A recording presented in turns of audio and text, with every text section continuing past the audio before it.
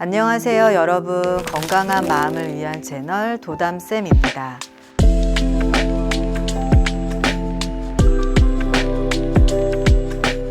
혹시 요즘 따라 기운이 없고 사는 게 재미없다고 느끼시나요?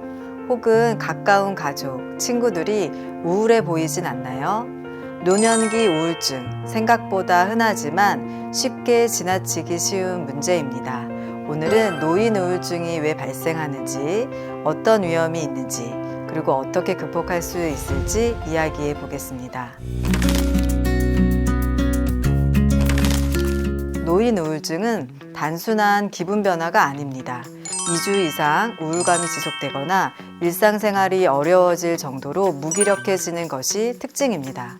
또한 우울증이지만 기분이나 마음의 변화보다는 더 자주 나타나는 증상이 몸이 아프다는 것입니다. 여기저기 원인 모를 통증으로 괴롭고 아파서 병원에 가서 검사를 해보지만 원인이 없다고 합니다. 마치 내가 꾀병을 부리는 것처럼 보이는 것 같이도 여겨지는 것 같고요. 남들은 모르지만 나만 아는 통증과 고통으로 잠도 못 자고 예민해지고 힘이 듭니다. 그리고 별일 아닌 것에도 예전과 다르게 쉽게 짜증을 내거나 불쑥불쑥 화가 치밀어 오르기도 합니다. 그리고 잠을 못 잔다거나 반대로 잠이 너무 많아지고 식욕이 없어서 음식을 먹지 못하거나 반대로 너무 먹는 등의 증상도 보입니다. 또한 자녀나 가족, 가까운 지인들과의 대화에서 소외감을 느끼고 나를 무시하는 것 같은 생각도 들고 별일이 아닌데도 서운한 마음이 들기도 합니다. 그리고 이렇게 사느니 그냥 죽어버리는 것이 낫겠다 싶은 생각마저 듭니다. 이러한 증상이 나에게 또는 우리 부모님에게 있다면 이 영상이 도움이 되었으면 합니다. 결론적으로 말씀드리면 우울증이 있는 분들은 실제 신체 건강이 나빠질 가능성이 높고 심하면 자살로 이어질 수도 있기 때문에 우리는 우울증에 대해서 알아야 하고 이 우울증을 어떻게 이해하고 극복해 나갈 것인가를 생각해 보아야 합니다. 그리고 노년기 우울증은 적절한 도움을 받으면 충분히 나아질 수 있습니다. 그러니 너무 걱정하지 마시고 우울증의 원인이 무엇인지에 대해 알아보는 시간을 갖겠습니다. 노인 우울증의 주요 원인은 먼저 질병과 신체 건강 문제와 연결됩니다. 나이가 들면서 만성 질환이 생기고 몸이 예전 같지 않다는 생각이 들면 우울감이 커질 수 있습니다. 특히 뇌졸중, 당뇨, 관절염 같은 질병은 우울증과도 밀접한 관련이 있습니다. 또 가족관계 갈등과 소외 문제도 연결이 되고 있습니다. 자녀들이 바빠서 연락이 줄어들거나 배우자와의 갈등이 깊어질 때 외로움을 느낄 수 있습니다. 가족과의 단절감은 노인 우울증의 큰 원인입니다. 또한 퇴사 후 사회적 역할이 줄어들고 친구들을 자주 만나지 못하면 사회적 고립이 심해집니다. 이러한 고립된 생활이 길어질수록 우울감도 커질 수밖에 없습니다. 치매 초기에는 우울증이 먼저 나타나는 경우가 많은데요. 뇌 기능이 저하되면서 기분 조절이 어려워지기 때문입니다. 따라서 우울증을 방치하면 치매 위험도 함께 높아질 수 있다는 것을 명심하셔야 합니다. 은퇴 후 소득이 줄어들면서 경제적인 어려움을 겪는 것도 우울증의 원인이 됩니다. 경제적인 스트레스가 클수록 무력감을 느끼기 쉽기 때문입니다. 이처럼 나이가 들면서 질병이나 신체적 건강 문제, 가족관계의 갈등이나 소외감, 사회적 고립, 치매, 경제적 불안정 등도 우울증의 원인이지만 이러한 요인은 우울증 발생을 높이는 요인이기는 하지만 그렇다고 해서 모두가 우울증이 나타나는 것은 아닙니다. 나의 기질이, 즉 타고나기를 우울한 기질일 수도 있고요. 태어나 자라면서 형성되는 성격이 예민하거나 우울하거나 불안이 높은 특징이 있을 수도 있고요.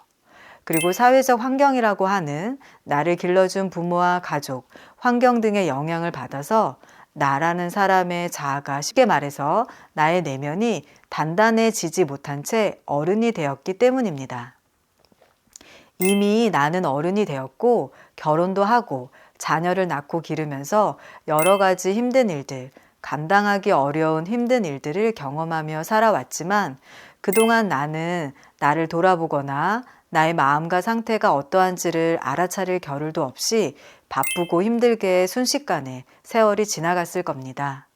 그러나 어느덧 나라는 사람이 살아온 세월이 무엇인가 더덥다, 허무하다, 억울하다는 생각이 들기도 합니다.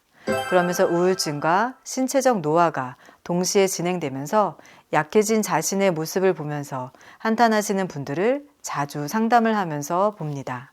이것은 나만 겪고 있는 문제가 아닙니다.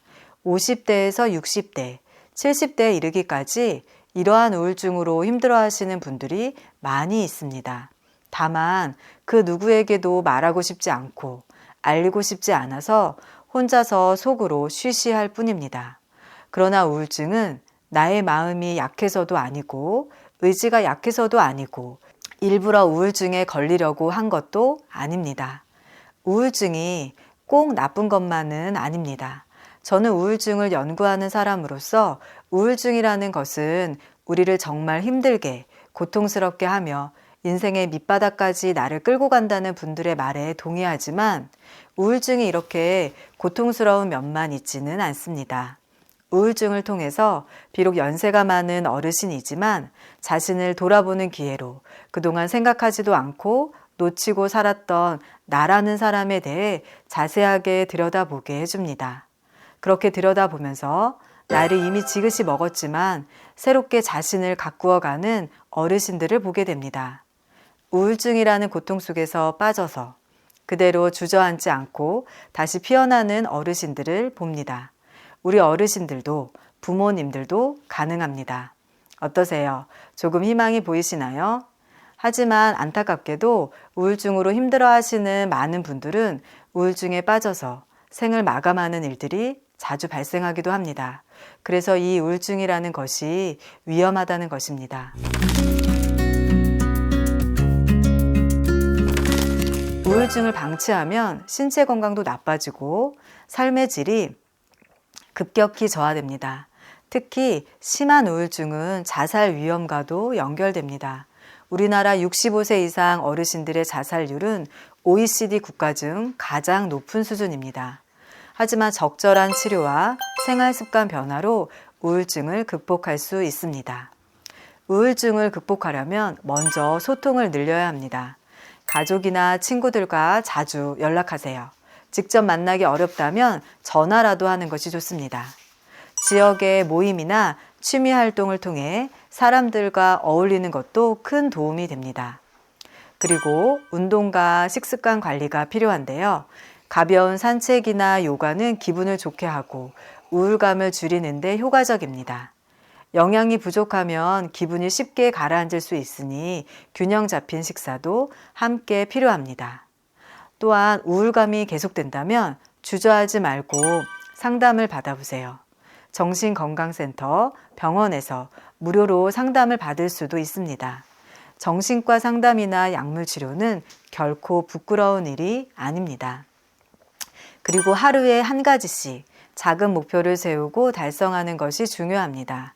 예를 들어 오늘 10분 걷기 같은 작은 실천이 기분을 바꿀 수 있습니다. 노년기의 우울증 절대 혼자 견디지 마세요. 가족, 친구, 그리고 전문가의 도움을 받으면 충분히 극복할 수 있습니다. 앞으로도 여러분의 마음 건강을 위한 좋은 정보들 많이 준비할 테니 구독과 좋아요 눌러주시고 함께 해주세요.